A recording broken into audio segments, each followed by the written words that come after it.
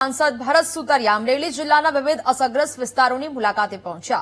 સાંસદે ધારી, ચલાલા, ખંભા, રાજુલા, જાફરાબાદના અસરગ્રસ્ત વિસ્તારોની મુલાકાત લીધી। પૂરગ્રસ્ત વિસ્તારોમાં સાંસદ ભરત સુતરિયાએ નુકસાનીની સ્થિતિનું સ્થળ પર નિરીક્ષણ કર્યું। સંબંધિત વિભાગોના અધિકારીઓને તાત્કાલિક રાહત કામગીરી શરૂ કરવા સૂચના આપવામાં આવી છે। વીજપોલ ધરાશાયી થયેલા વિસ્તારોમાં વીજ પુરવઠો પુનઃ સ્થાપિત કરવાના આદેશ આપવામાં આવ્યા। તૂટેલા રસ્તાઓનું તાત્કાલિક સમારકામ કરવા પણ આદેશ આપવામાં આવ્યા છે। અસરગ્રસ્ત લોકોને વહેલી તકે રાહત મળે તે માટે તંત્રને યુદ્ધના ધોરણે કામગીરી કરવાની સૂચના અપાઈ છે।